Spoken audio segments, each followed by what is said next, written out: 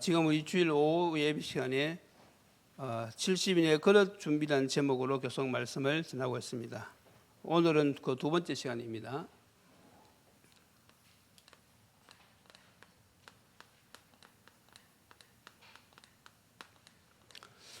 사도와 70인은 분명히 다르지요. 사도라고 할 때는 특수한 인물을 띠고 파송된 사람을 사도라고 이렇게 이야기하고 70인은 하는 일은 사도와 비슷하지만은 오늘날로 말할 것 같으면 중직자에 해당된다고 보는 것이지요. 그래서 사도든 이 70인이든 중요한 그런 핵심은 무엇인가 하면 현장에서 바로 복음 운동을 한다는 것입니다.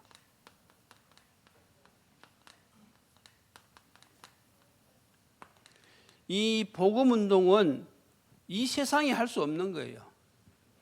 이 세상에 어떤 정치가도 이 복음 운동은 할 수가 없습니다. 그리고 이 세상에 어떤 훌륭한 사람도 다 세상적인 것을 이야기하지 정말 이 생명을 살리는 영적 세계에 관한 귀한 이 비밀을 전하는 이 복음 운동은 할 수가 없는 것입니다. 그래서 70인들이 하는 이 사역은요, 주님이 원하시는 사역이지요. 주님이 친히 가시려는 그 동네에 누구를 보내셨느냐? 바로 이 70인들을 보내신 것입니다. 그러면 오늘날에도 정말로 주님이 원하시는 이 생명 살리는 일을 누가 할 수 있느냐? 그 일을 바로 70인이 할 수 있는데 그 그릇이 준비가 되어져야 하는 것이죠. 자, 그래서 우리가 이 70인 그릇 준비로 첫 번째 시간에 무엇을 했습니까?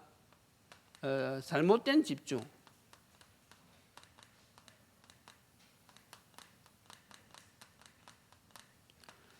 잘못된 집중이 무엇인지를 알아야만이 나도 살고 다른 사람도 살릴 수가 있어요. 세상 모든 사람들은 이 영적인 것이 아닌 이 세상 것에 집중하고 있거든요. 결국은 세상 것에 집중하면 어떻게 되어집니까? 그것은 영적인 것이 아니기 때문에 다른 것이거든요. 그건 결국은 틀린 것입니다. 세상 것은 결국은 실패할 것이거든요. 그러니까 우리가 인생을 헛쓰고 사는 거기에 투자하면 안 되겠지요. 특히 이 복음 운동하는 이 70인들은요, 이 사실을 분명히 알고 말씀 운동을 해야 되죠. 자, 오늘은 두 번째 시간입니다. 무엇입니까? 70인들은 또 무엇을 준비해야 되는가 하면 오직 복음 중심의 체질이 되어져야 되는 것입니다.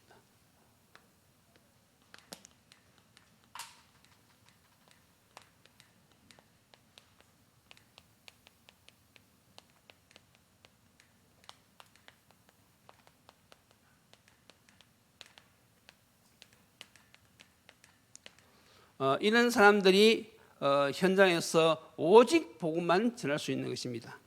그래서 우리가 이 체질이 되어지기 위해서는 예수님이 이 땅에 계실 때에 지하들을 어떻게 훈련시키셨는지 그것을 우리가 잘 살펴볼 필요가 있는 것이죠. 자, 예수님은 지하들을 어떻게 훈련시켰습니까? 어떻게 오직 복음이 되도록 훈련시켰습니까? 첫째가 바로 산상보훈이지요.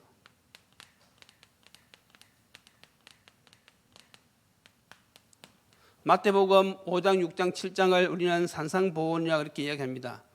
그래서 산상보훈이라고 하면 예수님께서 산에 올라가셔가지고 많은 사람들에게 아주 귀한 말씀을 주셨어요. 다 영적 세계에 관한 말씀이지요. 그 중에는 이 70인들도 있었습니다. 그래서 이 산상보훈의 그 실질적인 내용을 알아듣는 사람이 70인들이지요. 예수님께서 산상보훈을 통해서 크게 세 가지 말씀하셨는데 첫 번째가 무엇인가 하면 참 복이 무엇이냐 이거죠. 참 복이 무엇인지 알아듣는 사람이 70인인 것입니다. 3절부터 보면요, 이렇게 나옵니다. 심령이 가난한 자는 복이 있나니 천국이 그들의 것이며 애통하는 자는 복이 있나니 그들이 위로를 받을 것이며 온유한 자는 복이 있나니 그들이 땅을 기업으로 받을 것이라. 이렇게 하면서 쭉 나가지요. 다시 말해서 참된 복은 무엇이냐? 다 이것은 영적인 것이거든요. 이것을 알아듣는 사람이 70인입니다. 보통 사람들은요 세상 것을 구하지요. 왜냐하면 육신이 있으니까. 그런데 문제는 뭐냐 하면 육신 중심으로 가면 안 된다는 사실입니다. 우리가 밥도 먹어야 되고 또 육신의 삶을 살기 위해서 경제도 필요합니다.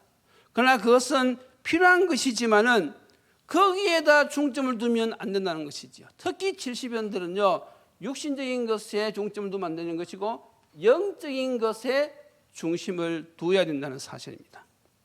그래서 지난 시간에 한 내용이 바로 이 내용이지요. 이것이 첫 번째 것이고, 두 번째는 무엇이냐? 그러면 참 기도는 무엇이냐? 이게 6장에 나오는 이야기지요. 다시 말해서 기도에 관한 내용인데 한마디로 말해서 참 기도는 마태복음 6장 33절을 구하는 기도죠. 너희는 먼저 그의 나라와 그의 의를 구하라. 그리하면 이 모든 것을 다 너희에게 더하시리라.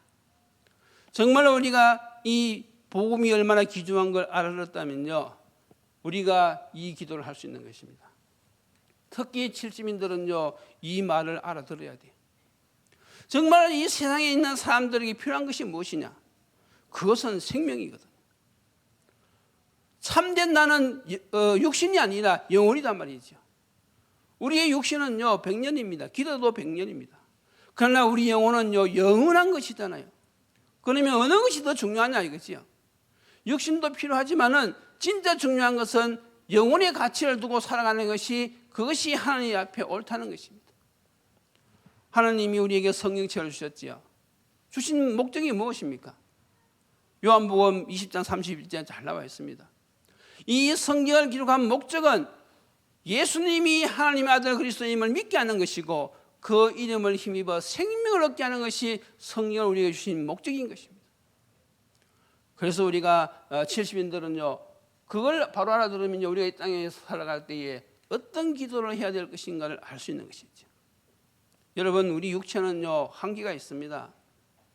아무리 우리가 운동을 하고 건강을 유의해도요 결국은 인간은요 나이가 들면요 육체가 쇠약해지게 되어 있어요. 그러면 언젠가는 떠나가야 된단 말이죠. 다시 말해서 저와 여러분들은 시한부 인생을 살고 있단 말입니다. 언젠지는 모르지만은 이 땅에 있는 모든 사람들은 인생 종말이 있는 것입니다. 여러분 이 사실 인정하시지요? 세상 종말도 있지만은 인생 종말도 있는 것이에요. 그래서 우리가 무엇을 미리 준비해야 되느냐? 바로 이 영원한 것을 준비하고 살아가야 된단 말이죠. 그래서 준비된 사람은 걱정할 거 없어요. 오늘 주님이 부르시면 오늘 가면 되는 것이고 내일 부르시면 내일 가면 되는 것이고, 우리는 이 땅에 사는 동안에 무엇을 위해서 살다 가느냐? 인생에 분명한 방향이 있잖아요. 주님이 가장 기뻐하시는 생명 살리는 이 일, 그 일을 위해서 저희들을 하나님께서 70일로 불러주시고 지금 준비시키고 있다는 것이죠. 그래서 이런 가치를 아는 사람들이요 시간을 아낄 수가 있고요, 이런 가치를 아는 사람들이요 지금 내가 오늘 무엇을 하며 살아야 되는지 분명한 인생의 방향이 있는 것입니다. 그러니까 이런 사람들은 늘 임마누엘 누릴 수밖에 없어요. 하나님이 주신 이 귀한 시간을 우리는 의미 있게 보내셔야 되는 것입니다. 이런 것을 알아듣는 사람이 이 기도를 할 수 있는 것이죠. 또 마태복음 7장에 보면요 참 예배가 무엇이냐, 이것을 알아듣는 사람이 70인입니다. 예수님께서 말씀하셨어요. 하나님 앞에서 예배드리다가 형제하고 미워하고 하는 그런 마음이 있으면 예배드리기 전에 먼저 가서 형제와 하야하고 와서 예배를 드리라. 화목을 말씀드렸어요. 이렇게 신앙생활을 하라는 것이죠. 더 나아가 우리는 누구하고 화목했습니까? 하나님하고 이미 화목을 했어요. 원죄로 말미암아서 모든 사람은 하나님과 언수가 되었는데 예수 그리스도로 말미암아서 우리는 하나님과 이미 화해를 한 상태입니다. 그 구원의 감사와 감격을 가지고 예배를 드려야 이거지. 이런 사람이 오직 복음 중심의 체질을 가지고 현장에서 복음 운동할 수 있는 70인의 준비라고 볼 수 있습니다. 자, 또 예수님은 이제 무엇을 말씀하셨는가 하면 마태복음 13장에 보면 여러 가지 비유가 나오지요. 이 비유를 말씀하신 그 이유를 알아듣는 사람입니다. 산상보훈에서는 예수님이 산에서 말씀하셨어요. 그런데 마태복음 13장 여기에서는요, 바닷가에서 말씀하셨습니다.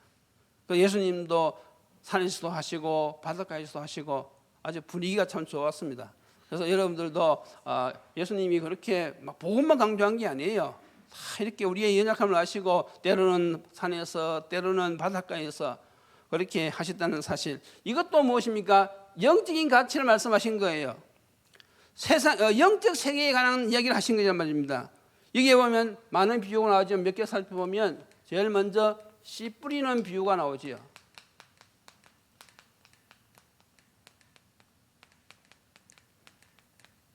농부가 밭에 씨를 뿌리러 나가는데요, 그 씨가 막 여기저기 떨어지는 거예요. 그런데 70인들은요 길가에 떨어진 그런 씨, 가시떨기, 돌짝밭, 그것 때문에 낙심하지 않습니다. 우리가 여기서 핵심은 무엇입니까? 옥토에 떨어진 씨란 말이죠. 정말로 하나님이 예비하신 그 사람을 딱 만나면요, 이 사람에게 복음이 들어가면 30배, 60배, 100배의 결실을 맺는다고 말씀하셨습니다. 이 사실을 알고 말씀 운동을 펴는 거예요. 이 사실 알아듣는 사람이 70인제랍니다. 또 두 번째가 무엇입니까? 겨자씨 비유가 있지요. 이 겨자씨는요 얼마나 작은지 우리 이 콧바람으로도 그 씨가 날아갈 정도로 아주 적습니다. 그런데 이 씨앗이요 땅에 딱 떨어져서 자라잖아요. 그러면 그것이 커가지고 나무가 되어서 새들이 와서 깃들기도 하고 사람들이 그 그늘에 와서 쉬기도 한단 말이죠. 다시 말해서 이 영향력이, 겨자씨의 영향력이 그렇게 크다는 것입니다. 우리가 보기에는 이 복음이 아무도 안 같지만요, 이 복음은 능력이 있는 것입니다. 그래서 이 복음은요 많은 사람들을 변화시킬 수가 있어요. 이 사실을 아는 사람이 바로 70인이란 말이죠. 복음의 능력. 그래서 이 겨자씨 비유. 세 번째가 또 무엇입니까? 그리고 이제는 누룩 비유입니다. 누룩은 눈에 보이지 않잖아요. 그런데 이 누룩이 들어가면요 소리 없이 전체를 다 변화시키는 것입니다. 누룩을 밀가루로 집어넣고 하룻밤 사이에 부풀을 보세요. 막 엄청나게 이 부풀어 나잖아요. 그와 마찬가지로 이 복음은 소리 없이 퍼져나가지만은요 많은 사람을 변화시킬 수 있는 것입니다. 그래서 여러분들이 이런 현장을 체험해 봐야 돼요. 내가 착한 복음을 상대방에게 전달했을 때요, 그 사람의 인생이 바뀌기 시작하는 것입니다. 서서히 인생이 바뀌기 시작하는 거예요. 그래서 육신적인 짐으로 살던 사람이 어느 날 딱 보면요, 이 사람이 완전히 주님이 기뻐하시는 영적 위주로 복음 중심으로 삶이 싹 바뀌어져 있어요. 그래서 여러분들이 복음과 복음적인 삶은 다르다는 사실을 아셔야 됩니다. 복음은 예수가 그리스도 되심, 이 복음이에요. 그런데 복음적이라고 하면 더 나가는 것이죠. 다시 말해서 복음적인 삶을 사는 것을 갖다가 복음적이라고 하는 것입니다. 그 사람은요 말도 달라요. 정말로 복음적으로 사는 사람들은요 생각도 다르고 말도 다르고 모든 게 다 변화된단 말이죠. 우리가 이 복음을 지속해서 전할 때요 사람들이요 처음에는 복음을 듣지만요 서서히 복음적인 삶으로 싹 바뀌기 시작하는 거예요. 어느 정도냐? 집안에 있는 사람들이 놀라는 것이죠. 아, 내가 당신을 보니까 하나님이 살아계신 것을 내가 알겠다. 제가 중국에 있을 때 그 거모에서 오신 그 사장님, 그분이 어느 날 그 권사님이 어느 날 저를 부르더라고요. 그래서 왜 그러시냐 했더니 자기 남편이 예수 믿는다 그러더라고요. 그래서 오셔가지고 좀 영접 메시지 좀 전해달라고. 그래서 제가 가가지고 이제 메시지를 했지요. 그래서 제가 물어봤습니다. 어떻게 해서 그렇게 예수를 영접하게 됐냐 물어보니까 자기가 사회생활을 하면서 기독교인들을 많이 봤는데 그 사람들 보고는 진짜 실망했다 이거죠. 그런데 자기 부인을 보고는 하나님이 살아계신다는 걸 자기가 알겠다는 거예요. 그래서 이분이 이 사업을 하시다 보니까 술을 얼마나 좋아하시는지 막 매일마다 이 직원들, 친구들 집으로 초대해가지고 술 파티를 여는 거예요. 그런데 이 권사님이 한 번도 싫다는 소리 안 하고 그분들을 다 정성껏 대접했다 이거지. 그러니까 이 남편이 감동을 받은 거예요. 보통 보면 또 같은 건물에서 어떤 젊은 색시가 각 결혼했는데 자기 남편이 좀 이렇게 친구 데려오면 아주 싫어하는 거예요. 왜냐하면 술을 먹기 때문에. 내가 왜 술을 준비하냐 하면서. 제가 그렇게 하지 마라 그랬어요. 그 사람 불신자인데 불신자는 술 먹어야지 술 안 먹으면 무슨 낙이 있냐고. 그래서 대접은 잘할 건 잘하고 복음은 복음대로 전해야 되지 않겠느냐. 그건 자기는 못한다는 거예요. 그런데 이 권사님은 반대인 것이죠. 그런데 결국은 이 남편이 그 자기 부인 때문에 예수를 영접했어요. 정말로 여러분들이 이 복음의 능력을 알면요 기다릴 수가 있습니다. 지금 저 사람이 불신자 상태이고 아직은 복음을 받아들일 그런 형편이 아니지만은 언젠가는 복음이 저 사람을 변화시킬 것이다. 특히 여러분들 가족 구원 그리고 직장에서 복음 전할 때는요 직접 전할 필요가 없어요. 여러분들이 복음을 누리고 있으면요 그 사람들이 다 보고 있습니다.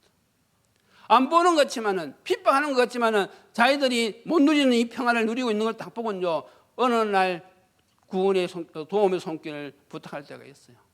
그 여러분들이 이 복음의 능력을 아셔야 됩니다. 이 누룩은요 눈이 보이지 않지만요 일단 들어가기 시작하면요 퍼지기 시작하는 것입니다. 이것을 아는 사람이 바로 오직 복음 중심의 사람인 것이죠. 자, 또 무엇이 있습니까? 그 다음에 박태에 감추인 보화, 그리고 진주, 값진 진주, 그리고 거물. 이것은 다 무엇을 이야기하는 것입니까? 제자를 이야기하는 것이죠.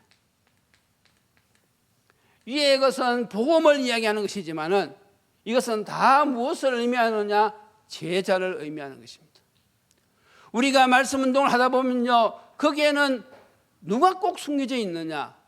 이 말씀 운동을 지속할 수 있는 제자가 딱 숨겨져 있는 것이죠. 그래서 70인들은요, 항상 말씀 운동을 하면서 이 눈을 가지고 있어야 돼요. 오늘 우리가 이 전도를 나갈 때는요, 어떤 눈을 가지고 있어야 됩니까? 누가 오늘 구원 주시기로 작정된 사람일까? 그걸 항상 기억해야 됩니다. 내가 말 잘한다고 되는 것이 아니거든요. 그러니까 분명히 예비된 사람 같으면 복음을 받을 것이다. 그래서 우리는요 정확한 복음을 던지면 되는 거예요. 그 사람이 안 받아들였다고 해서 나스팀할 것도 없고 시간표가 안 되었으니까 정확하게 복음을 던지다 보면 예비된 사람은요 딱 영접한단 말이죠. 우리가 또 말씀을 운동할 때는요 어떤 눈을 가지고 와야 됩니까? 이 제자의 눈. 누가 오늘 이 시간표에 제자가 될 시간표가 됐는지, 누가 말씀을 잘 알아듣는지, 누가 이 말씀을 깨닫는지, 말씀을 듣고 따라오는지 그걸 잘 보고 말씀 운동해야 된단 말이죠. 그러니까 이 70인들은요 이런 눈을 가지고 이렇게 기도하면서 말씀 운동을 차근차근 인도해 갈 때는요 하나님께서 시간표가 되어지면 제자를 탁 덮치는 거예요. 이것이 오직 복음 중심의 체질인 사람들이 할 수 있는 사역인 것입니다. 자, 그래서 이 말은 무슨 말입니까? 여러분들이 이제 이런 눈을 떠가지고 이런 제자를 찾아내란 말이죠. 복음을 전하고 이런 제자를 세우라는 것입니다. 자, 세 번째는 무엇입니까? 오늘 바로 변화산의 교훈이죠.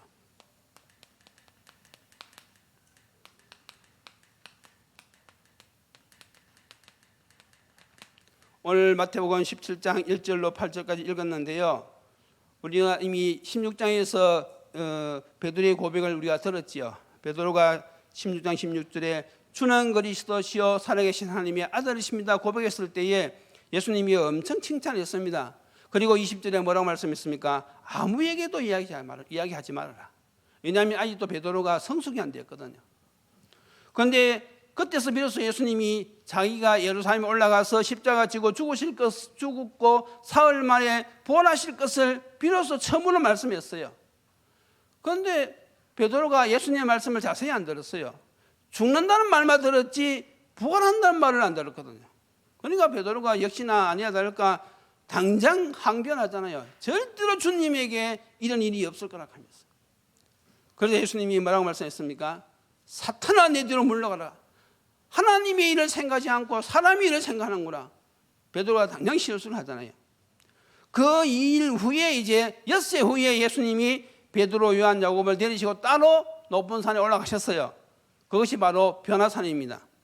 그래서 변화산에 딱 갔는데 거기에서 놀라운 광경이 벌어졌지요.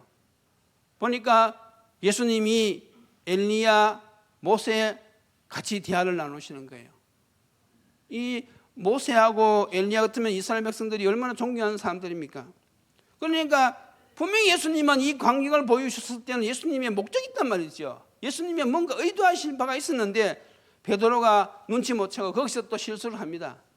주여 여기가 좋사오니 초막 셋을 짓고 여기서 삽시다, 이렇게 또 실수를 합니다. 그러니까 여러분들 앞으로 조심하셔야 됩니다.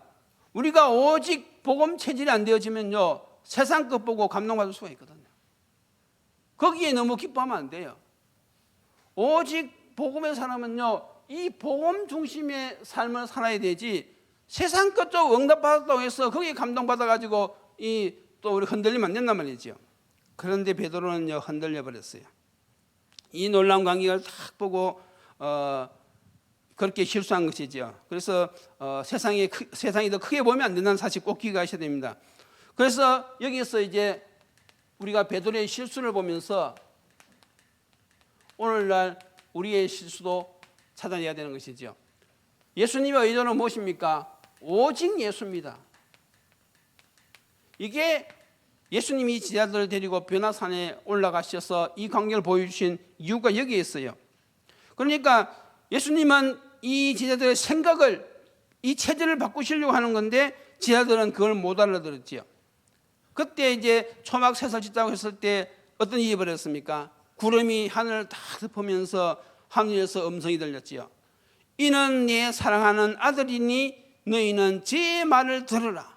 다시 말해서 예수님의 말씀을 들으라는 거예요. 그래서 오늘날 우리도 메시지를 들으면서 무엇을 들어야 되는가 하면 예수님이 원하시는 것을 들을 수 있어야 돼요. 예수님이 원하시는 말씀. 도대체 예수님이 우리 보고 어떻게 살아라고 하시는지 이것을 우리가 말씀을 통해서 깨달는단 말이죠. 그래서 말씀에 집중해야 돼요. 지금 왜 70인의 거룩 준비라는 이 제목으로 지금 말씀을 전합니까? 예수님의 의도는 무엇이겠어요?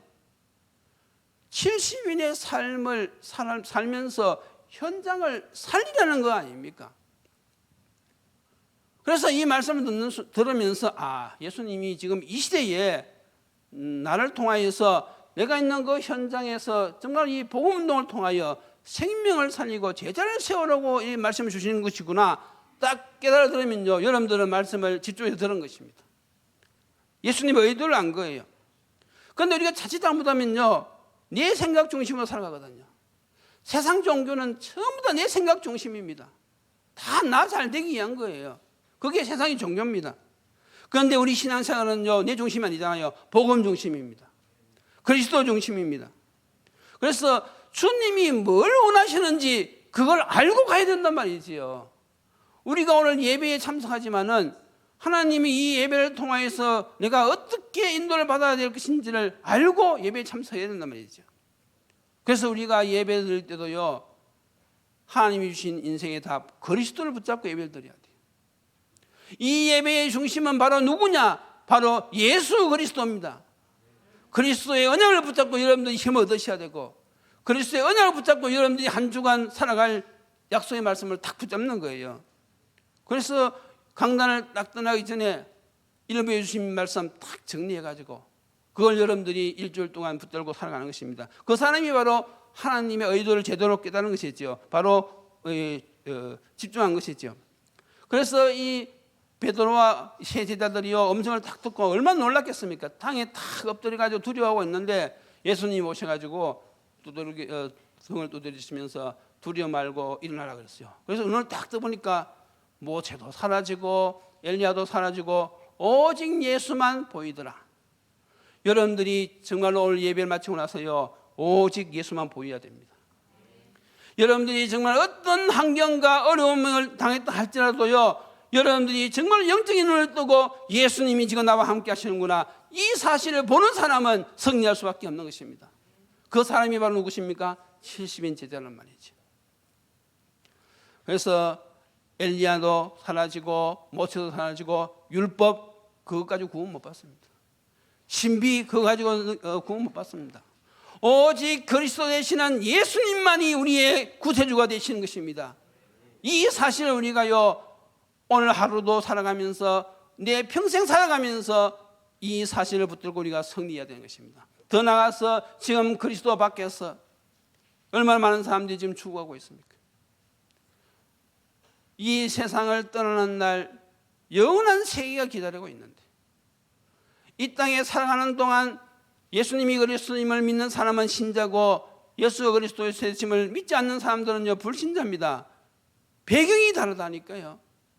불신자는 그 배경이 지옥 배경입니다. 그러니까 얼마나 불쌍한 사람들입니까? 이 사실을 누가 알려줘야 되느냐? 바로 70인들. 그래야만이 이 복음 운동을 할 수 있는 것입니다. 오늘부터 예수 외에는 여러분 눈에 안 보이시기를 바랍니다. 자, 결론이 무엇이냐?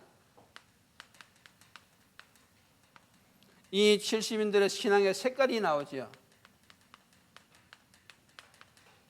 데살로니가전서 1장 3절입니다. 여기에 보면 뭐라고 나와 있습니까? 너희 믿음의 역사와 그랬어요. 우리가 그리스도를 믿는 믿음에는 하나님의 역사가 일어나는 것입니다. 두 번째는 무엇입니까? 사랑의 수고 그랬어요. 사랑하면 우리가 수고할 수가 있죠. 그리고 세 번째는요, 소망의 그리스도에 대한 소망의 인들 우리 하나님 아버지 앞에 끊임없이 기억하며 있습니다. 소망이 있는 사람들은요, 인들을 할 수 있는 것입니다. 70인들의 이 신앙 색깔입니다. 그래서 초대교회 성도들은요, 이런 신앙을 다 가졌어요.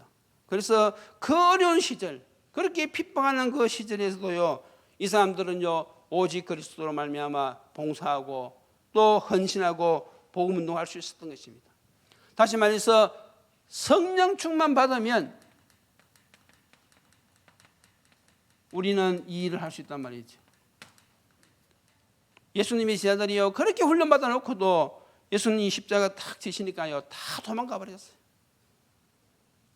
예수님이 부활하셨는데 못 만났을 때는요 다 또 자기 고기 잡으러 다 7명 고기 잡으러 가고 2명은 또 낙심해서 고향으로 돌아가고. 그런데 언제 이 제자들이 오직 복음 중심 체질이 되었느냐? 오순절 성령 충만 받고 나서부터는 완전히 달라져 버렸어요. 성령 충만 받고 다시 말해서 은혜 받고 나니까요 한마디로 은혜입니다. 하나님이 주신 이 은혜의 맛을 보고 난 뒤부터는요 죽음도 두려워하지 않았어요. 다시 말해서 목숨 걸고 복음 전했단 말이죠. 70인 제자는요 정말로 목숨 걸 그런 각오를 하시고 복음을 전해야 돼요. 왜 이런 독한 말을 합니까? 제자니까 하는 거지. 그러니까 그 말이 듣기 좀 어려우면요 은혜 받으면 됩니다. 여러분들이 정말로 이 은혜 받으면요 복음 전하지 마라 그래도요 복음 전하게 돼가 있어요. 그것이 이 영적 세계의 비밀이란 말이죠. 그래서 이 복음은요 우리가 하는 게 아닙니다. 하나님 은혜로 하는 것입니다. 그래서 하나님께서 여러분들이 이제 이 메시지가 딱 준비가 되어지고요 어느 날 딱 기도해서 성령 충만 받으면요 자동적으로 전도의 문은 열려지게 되어 있어요. 이 일에 여러분들이 정의 되시고 이 일에 쓰임받는 주의 백성들이 되시기를 예수님 이름으로 축원드립니다. 하나님 은혜를 감사드립니다. 오늘 이 오후 예배 시간에도 오직 복음 중심의 체질이라는 제목으로 말씀을 주시니 감사합니다. 오늘도 이 예배를 통하여 하나님이 우리에게 주시는 말씀의 그 핵심이 무엇인지 우리가 분명히 깨닫고 베드로처럼 실수하지 않고 정말 이 시대에 우리가 시간을 낭비하지 않고 잘못된 집중에 속지 않고 오직 주님이 기뻐하시는 이 생명 살리는 복음 중심의 체질이 되어서 전도의 삶을 승리하게 주님 축복하여 주옵소서. 예수님 이름으로 기도드리옵나이다. 아멘.